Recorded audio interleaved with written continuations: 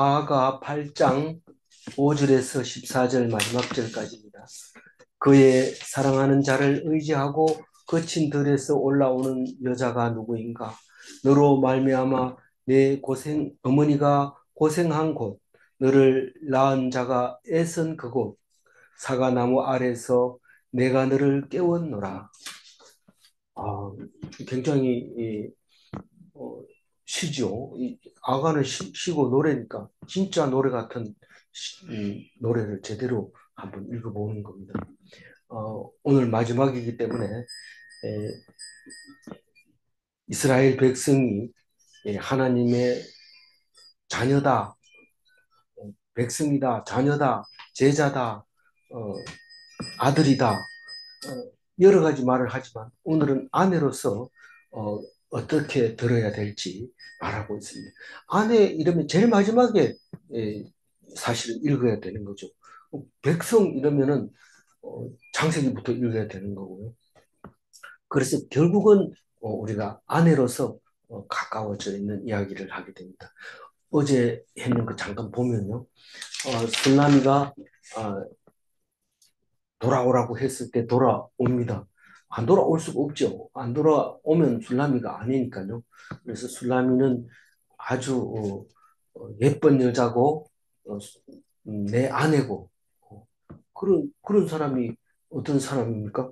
어, 하나님 말씀 잘 듣고 하나님 말씀 순종하고 하나님 말씀을 제일로 여기고 사람이 뭐라 해도 신경 안 쓰고 욕해도 참고 이럽니다.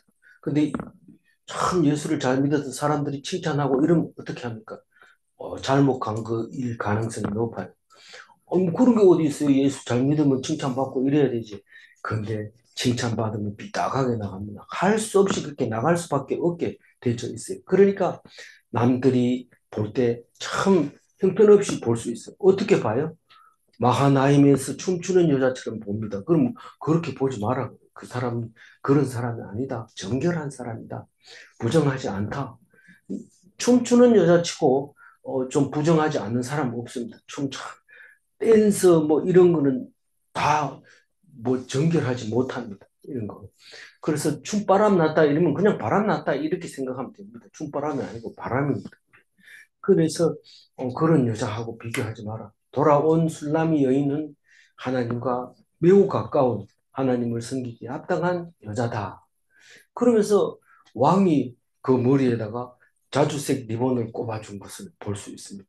이건 니는 내 거다. 이러고 이제 자주색은 왕의 색깔이니까 꼽아놓고 그렇게 많은 60명, 80명, 140명 되는 그 여인들 속에 자주색 머리 핀을 꼽은 사람은 술라미 여인밖에 없었던 것을 이야기하고 있고 그 술라미 여인에서 입에서 나오는 음, 것이 포도주가 돼서 그 포도주는 죽은 자를 살린다고 얘기를 하고 있습니다. 조용하게 있던 사람들을 막 입을 열어서 말하게 하는데 막 은혜가 넘치고 생기가 넘치게 만들었던 것을 말하고 있습니다. 그러면서 나는 너 안에, 너는 내 안에 있고 그러고 있는데 남편이 왼팔로 머리를 오른팔로 가슴을 이렇게 안아주는 모습인데 그게 일심동체의 모습이었던 것을 알 수 있습니다. 그러면 오늘 읽을 때도 어제만큼이나 상상력이 풍부해야 됩니다. 근데 뭐 그렇게 상상력이 부족한 사람도 아가서를 읽으면 풍부해지게 될 수밖에 없어요. 이게 만약에 하나님 믿는 사람이 아닌 사람이 이거 읽으면 굉장히 어렵습니다. 왜냐하면 누가 누군지 분명해야 되는데 분명하지 않기 때문에 어렵습니다. 그런데 성경은 정확하게 얘기하지 않고 메시지를 주면 그 메시지를 가지고 사람마다 다르게 보는데 정확하게 보는 사람이 능력이 있는 사람이고 성령이 임한 사람입니다. 그러니까 쉽게 풀리지 않죠. 그러니까 성경이죠. 만약에 소설처럼 그렇게 돼 있으면 그건 성경이 아니죠. 성경은 굉장히 오묘한 내용을 품고 있는데 정확하게 뭐라고 얘기할 수 없을 때 그게 진짜 성경의 모습이 그렇습니다. 그래서 성경을 많이 안다고 하는 것도 잘못된 거고 전혀 못 읽겠다 이렇게 말하는 것도 잘못된 겁니다. 못 읽을 수가 없어요. 읽어보면 자기에게 들리는 단어가 있고 그 단어를 가지고 그림을 그릴 수 있는 게 있습니다. 그러니까 사람마다 다르죠. 그러니까 성경 가지고 얘기하는데 옳다 틀리다 이렇게 얘기하면 벌써 자세가 틀린 겁니다. 옳다 틀린 게 아니라 참 그분은 그런 생각을 했어. 이렇게 하면 그게 도움이 되면 다행이고 안 되면 또 상관없는 거죠. 그럼 뭐 어떻게 해야 됩니까? 어떻게 하기는 어떻게 읽는 대로 읽어지는 대로 읽는 거죠.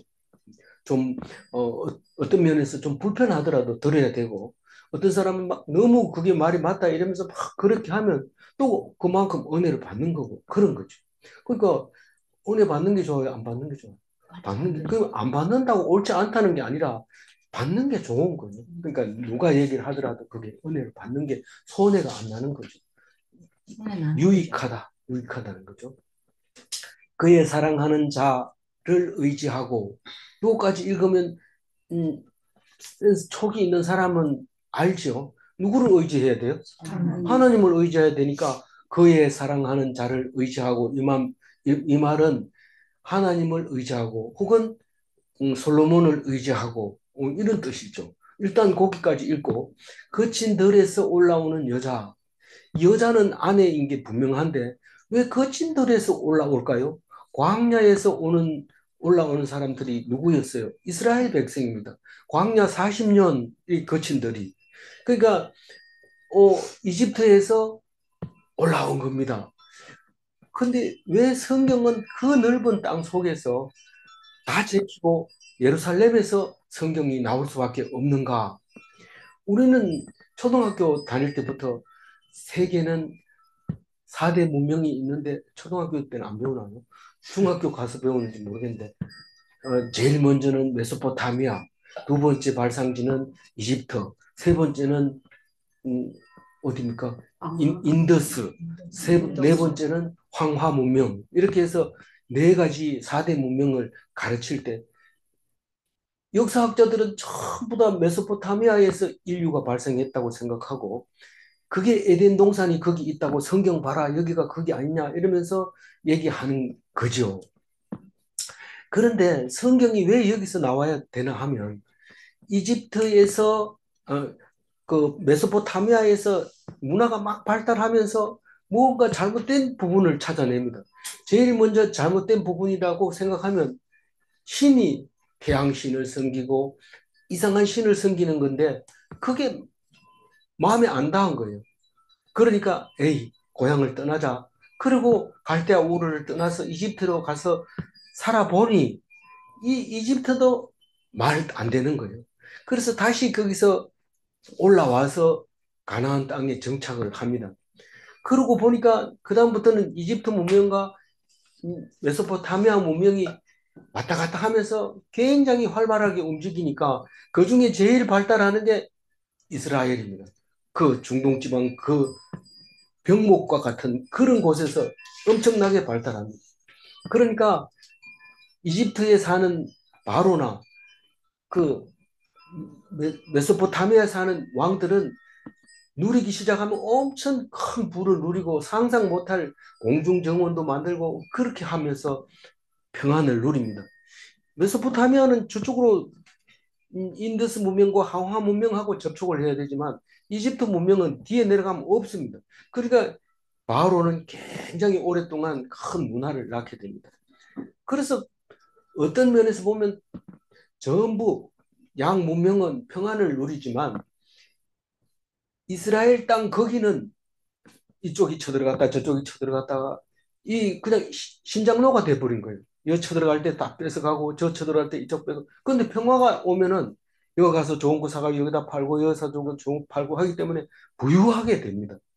그러니까 살아가면서 부자인가 싶으니까 쫄딱 망하고 쫄딱 망했는가 싶으니까 잘 살고 오래 사는가 싶었더니 금방 죽어버리고 뭐 금방 죽는가 싶었더니 그 후손들이 엄청 잘 살고 이게 하나님이 준 세상이 뭔가 그리고 남김없이 우리 후손에게 이런 걸 가르쳐 줘야 된다. 잘 산다고 해서 영원히 잘 사는 게 아니고 못 산다고 해서 영원히 못 사는 게 아니다. 죽었다고 해서 아주 없어지는 게 아니다.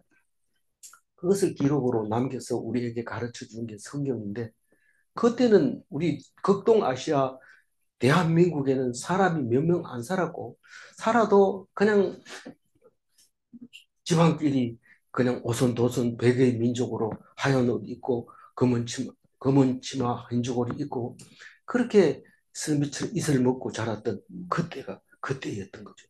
저쪽에는 지금 엄청난 역사가 일어났습니다. 그래서 우리 당군 할아버지 가르쳐 줘봐야 이 성경에서 나오는 이야기에 비하면 이야기거리가 별로 없어요. 기껏해야 마늘 먹고 호랑이하고 곰하고 이 얘기하는데 그거 가지고 교훈이 안 됩니다. 그래서 어떤 것도 사도 바울이 얘기한 것처럼 이 성경보다 더 나은 것을 우리에게 준 적이 없다는 거예요. 이거밖에 없다는 거예요. 그래서 우리는 극동 아시아에서도 성경을 가지고 살아가는 사람들이 많습니다. 그래서 거친 들에서 올라오는 것은 이집트에서 지금 독립해서 오는 건데 그게 여자인데 여자라고 하면 가장 가까운 하나님하고 가까운 야다하는 그런 그 여자가 이제 올라옵니다. 너로 말미암아 이스라엘 백성으로 말미암아 네가 고생한 곳 그게 광야죠. 광야. 너를 낳은 자가 애쓴 그곳. 사실은 너를 낳은 자가 애쓴 그곳 이러면 모세가 생각이 나지만 사실은 하나님이 길러준 겁니다. 그래서 거기서 이스라엘 백성 만들려고 그 무서운 산꼭대기에 가서 40일 동안 굶어가면서 말씀 받아가지고 백성들 먹여서 거기서 애썼습니다. 월급도 안 받고 뭐 하여튼 그랬어요. 요즘 목사들은 너무 대접을 잘 받지만 그때 모세는 숱한 고생을 하고 굶어가면서 이스라엘 백성을 길러낸 겁니다. 사과나무 아래에서 사과나무 아래에서는 여태까지 아가서를 해오면서 말씀 아래에서 그리고 은혜 아래에서 이런 거죠. 그러니까 신의 산 율법 아래에서 그래서 내가 너를 깨우노라. 뭘 깨웠다는 겁니까? 멍청하게 노릇이나 할 사람에게 말씀을 주어주니까 아니 말씀이 자유가 최고 큰 거다. 소용없다. 그래서 그것을 크다고 생각하고 온 겁니다.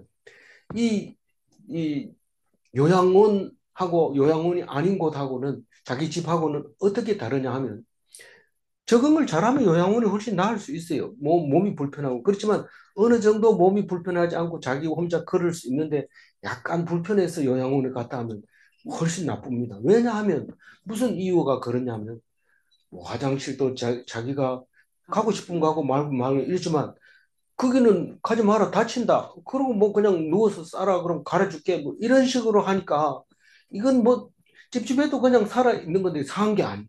그냥 멍청하게 숨만 쉬고 있고 주면 먹고 이러니까 싫다는 거죠. 그럼 뭐 오줌으로 가다 쓰러져서 죽으면 감사한 거지 뭐 이렇게 생각하면 안 가는 게 낫고 그래도 모든 걸 다 해주니까 좋다. 그 긍정적으로 생각하면 그건 좋은 거죠. 어쨌든 이스라엘 백성은 지금 정신이 번쩍 들었어요. 그래서 노예로 사는 것은 아니다. 하나님이 우리에게 주려고 하는 자유가 있다. 그러면서 깨어났어요. 그래서 하나님을 알게 되고 일어나서 걸어 나온 곳이 광야 40년 삶을 말하고 있는 겁니다. 6절을 읽어볼까요? 너는 나를 도장같이 마음에 품고 도장같이 팔에 걸어 사랑은 죽음같이 강하고 질투는 소울같이 잔인하며 불길같이 일어나니 그 기세가 여호와의 불과 같으리라. 그러니까 너는 나를 이랬을 때 이스라엘 백성은 하나님을 이렇게 읽어야 돼요. 다른 방법이 없어요. 그런데 이스라엘 백성이 하나님을 도장같이 마음에 품으라고 그랬어요. 모세가 마음을 다하고 뜻을 다하고 힘을 다하고 정성을 다하고 의를 다하고 한 5가지 되는데 잘 모르겠어요. 그것을 다하고 하나님을 사랑하라. 근데 그거를 마음에 품으라는 거예요. 인장 반지처럼 마음에 품으라. 몸에서 떠나지 않게 해라. 다시 말해서 신의 산에서 그 무서운 빛으로 어둠 속에서 소리로 계시던 그 하나님이 말씀으로 계심으로 말미암아 그 말씀을 가슴 속에 늘 넣고 그렇게 몸에서 떨어지지 않게 해가지고 다녀라. 그 말을 도장같이 마음에 품고 도장같이 팔에 두라.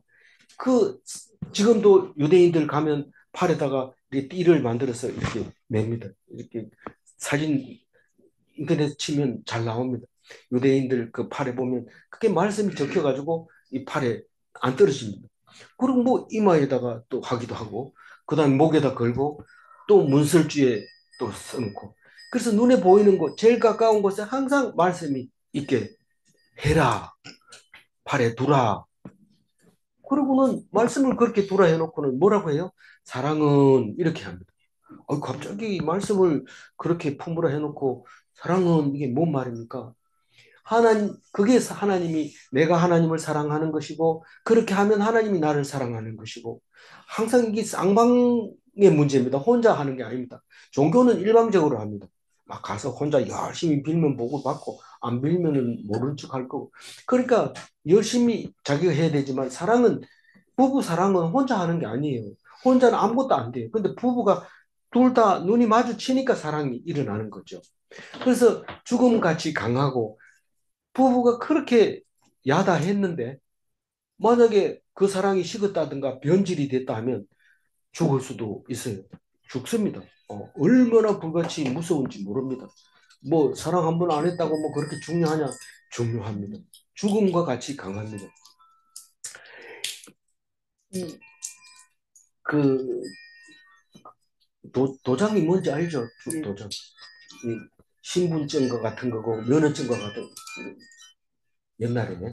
그리고 하나님의 백성님을 증명하는 건데 딴 데다 보관 못합니다. 마음속에만 보관합니다.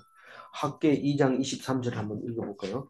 그날에 내가 너를 세우고 너를 인장으로 삼으리니. 그러니까 하나님이 우리 백성을 하나님의 인장으로 삼겠다는 겁니다.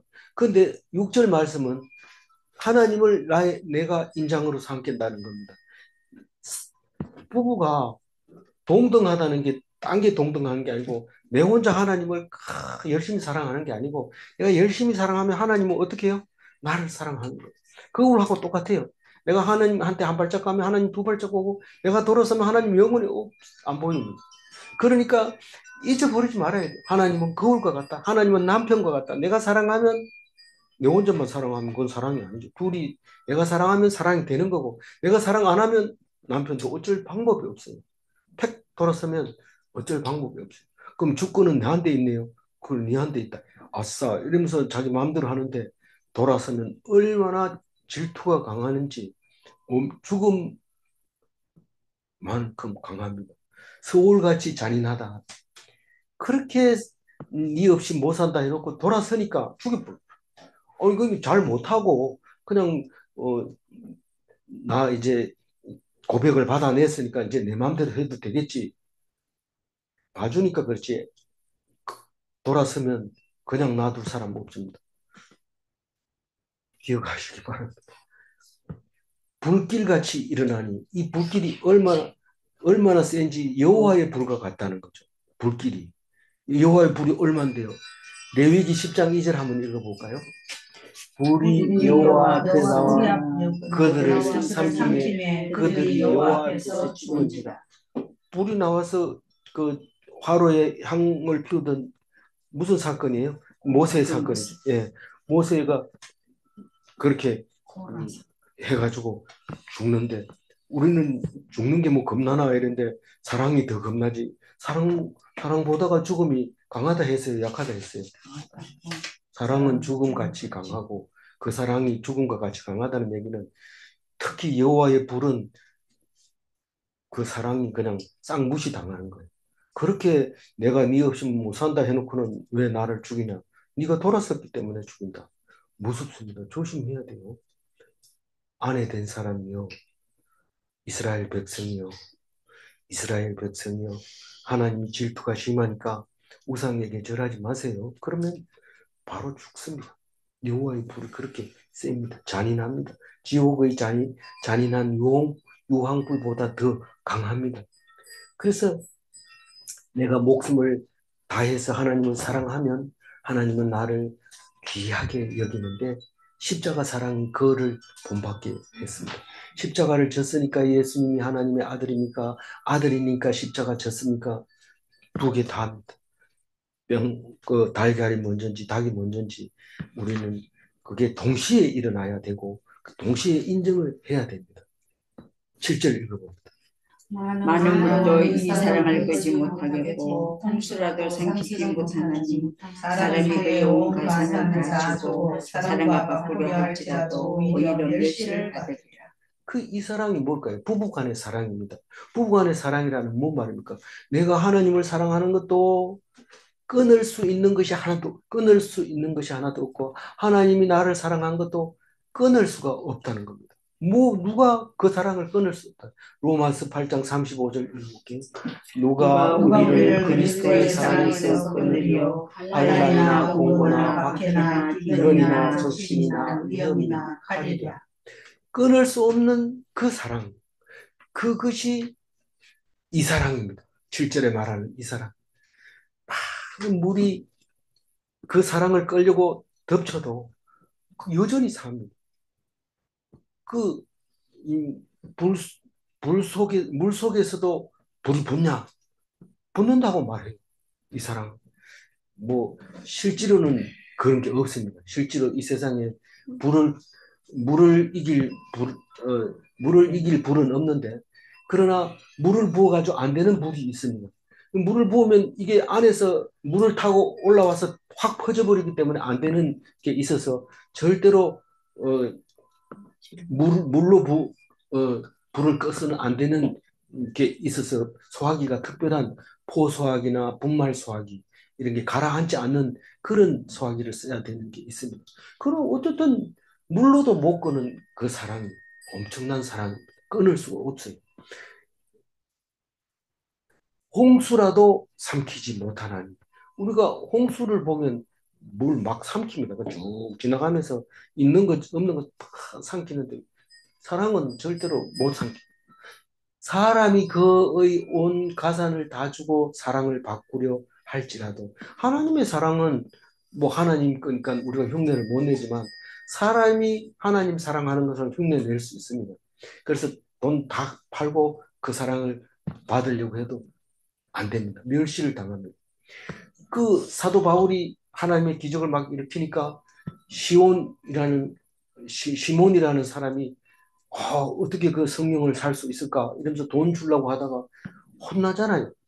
시몬이라고 그래요. 그걸 돈을 주고 성령을 살려고 하는 사람을 시몬이라고 하는데 그런 말이 탄생했는데 그 돈을 가지고 하면 우스운 꼴이 나는데 그게 멸시를 받는 겁니다. 하나님 그럼 사랑을 받으려면 어떻게 해야 되냐? 주면 받고 안 주면 못 받는 거지 어떻게 해야 되는 게 아니에요. 그러나 이뻐하는 사람이 있습니다. 하나님 이뻐하는 사람이 누구예요? 말씀을 읽고 묵상하고 청종하고 순종하는 그 사람을 이뻐하는데 절대로 멸시하지 않죠. 엄청난 그 사랑을 받을 수 있습니다. 8절입니다.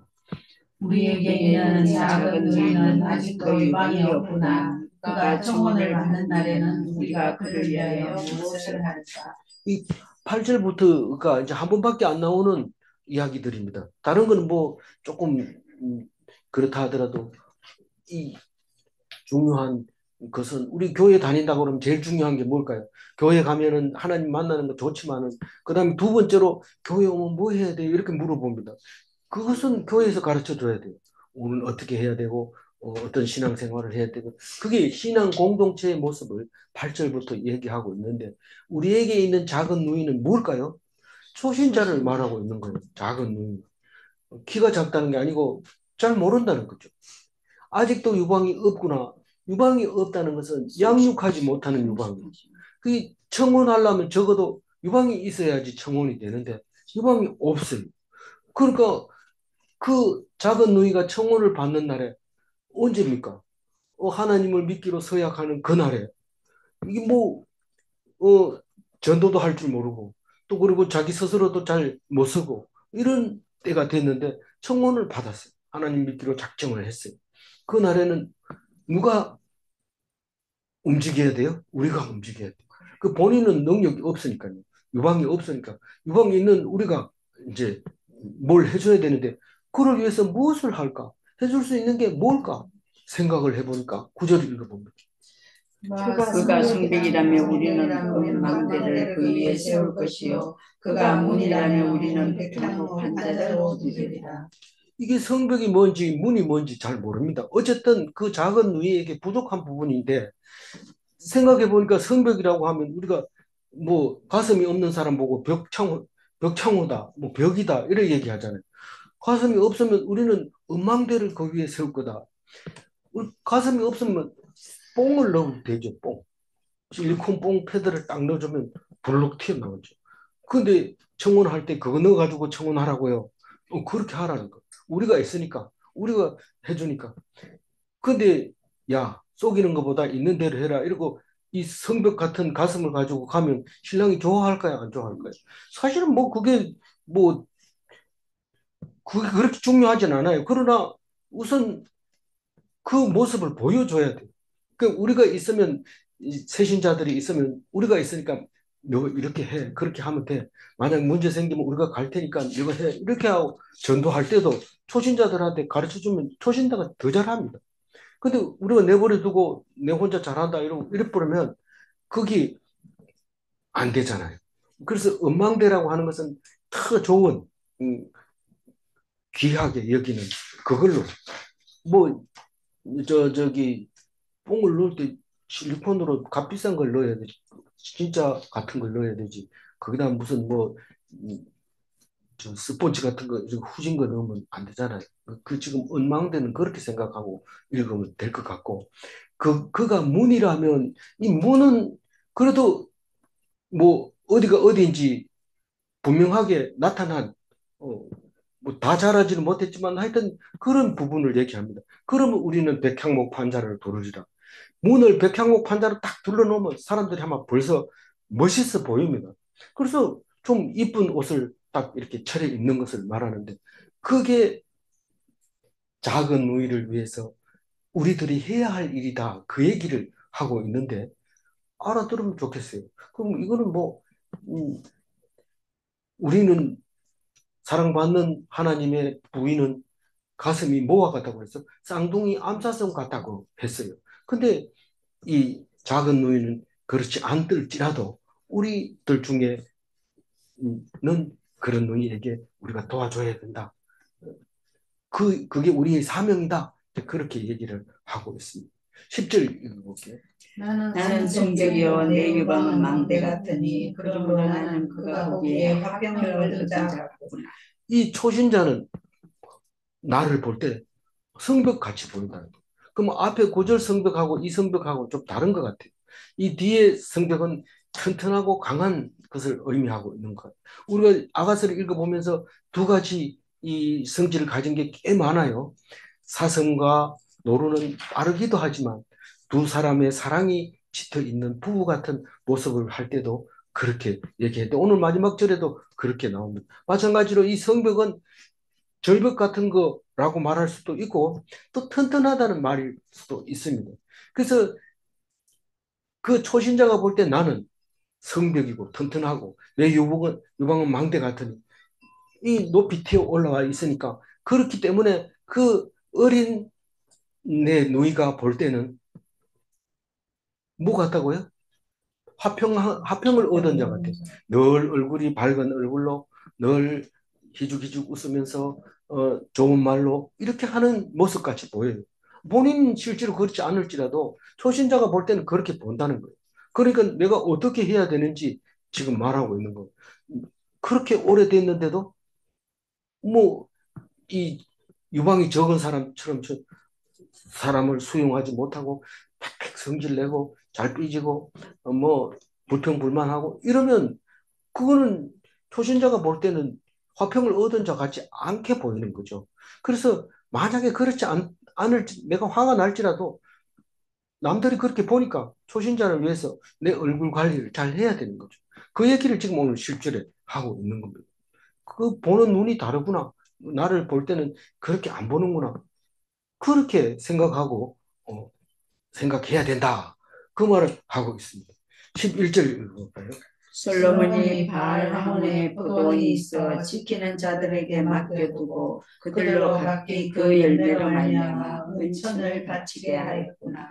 솔로몬이 바알 하몬의 포도원이 있다. 이 말은 이 천국의 모습을 보여주기도 하고 왕의 이 재산을 이야기하기도 합니다.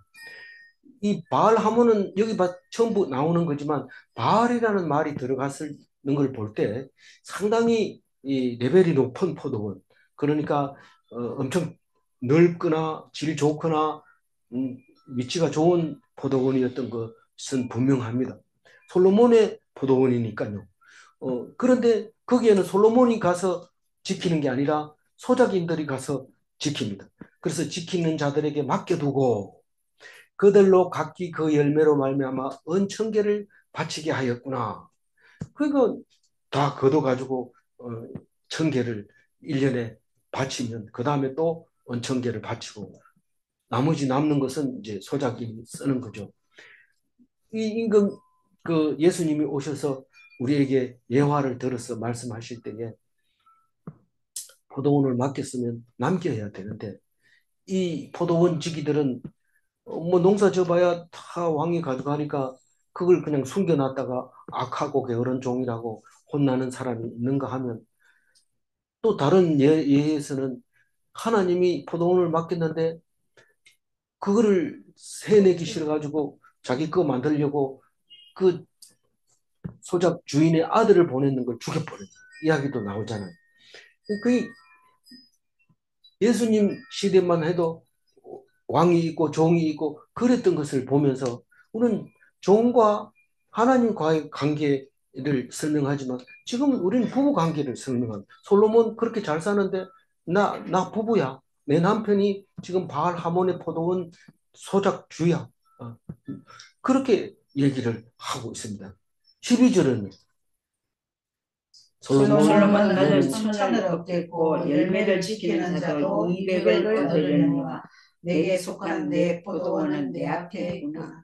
그러니까 농사를 지면 야 이건 1200 나온다. 그러니까 200은 네 먹고 1000은 내놔라. 그렇게 약속을 해놨던 거죠. 만약에 이게 약속이 안 지키면 또 이 포도원을 지키는 사람 쫓아내고 딴 사람 하겠다는 사람 앉혀놓고 그렇게 하겠죠. 그건 솔로몬의 권한이고 그 하나님의 임금의 결정권을 가지고 있는 거죠. 그런데 내게 속한 내 포도원은 내 앞에 있구나. 어떻게 읽을까요? 이 여자 술람이 여자로 말한다면 술람이 여자가 포도원 지키는 사람이죠. 예. 누가 시켰어요? 오빠들이 예, 시켰어요. 진노 화사 화를 내면서 이 지켜 이런데 자기가 속한 포도원이니까. 근데 그 포도원은 누구 앞에 있다고요? 내 앞에 있다. 내 앞에 있다는 건 뭐예요? 내가 책임져야 된다 이거예요. 어떻게든지 이 포도원은 내가 관리해야 돼. 솔로몬 남편은 지금 앉아가지고 천을 얻고 쇠 빠지게 일한 사람 200을 얻고 나는 이 포도원을 그냥 지켜 값도 없이 빚도 없이 이걸 지켜 이거 내가 해야 되겠어 이러고 행주를 내 던지면 안 되는 거예요. 이게 지금 던지지 말라고 지금 12절에 얘기하고 있는 거예요. 13절 읽어봅니다. 너 동산에 거주하는 자야 친구들이 내 소리에 귀를 기울이니 내가 듣게 하려무나. 혼자 읽으면 이게 뭔 말인지 몰라요. 그럼 누구랑 읽어야 돼요? 여기 와가지고 같이 읽으면 되는데 만약에 마음에 안 들면 어떻게 해요? 나눔 시간에 이게 그렇게 생각이 안 든다고 얘기를 해야 돼요. 가만히 있으면 안 돼요. 자기 얘기를 해야 돼요. 너 동산에 거주하는 자야. 이것은 동산 이름 좋은 겁니다. 에덴 동산 같이 그렇게 천국 같은 겁니다. 천국에 있는 자야. 하나님하고 결혼했으니까 너 동산에 거주하는 자야. 이렇게 부를 수 있어요. 그리고 거꾸로 하나님은 우리를 향해서 너 동산에 거주하는 자야. 이렇게 부를 수 있습니다. 쌍방 같은 말입니다. 그래서 매일 성경 주석도 제목도 너를 서로를 향한 요구 이렇게 말하고 있습니다. 왜냐하면 뒤에 그 읽어보면 그게 그 말인지 압니다. 우리는 지금 하나님하고 동등된 입장에서 아가를 읽고 있습니다. 이제 두 절밖에 안 남았는데 최소한 이 두 절만큼이라도 내가 하나님하고 동등되다 그런 생각으로 읽어주시면 좋겠어요. 친구들이 네 소리에 귀를 기울이니 하나님 말씀에 듣고 싶어 해요. 우리 성도들은 다 하나님 말씀에 귀를 기울이고 듣고 싶어 해요.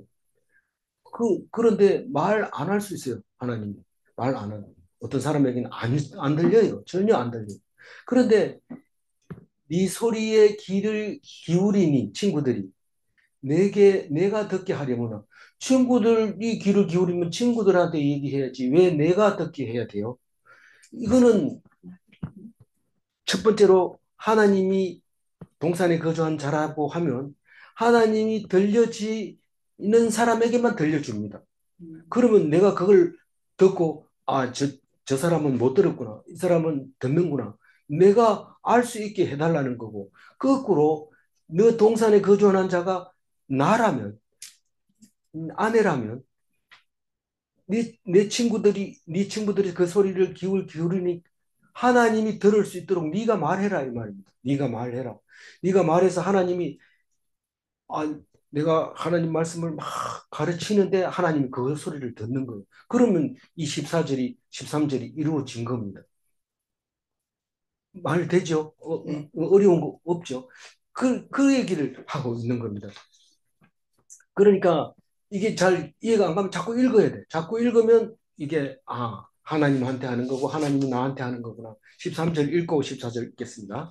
너 동산에 거주하는 자야 친구들이 내 소리를 기울이니 내가 듣게 하려구나. 네. 내 사랑하는 자야 너는 빨리 달리라. 향기로운 산 위에 있는 노루와도 같고 어린 사슴과도 같아라. 어,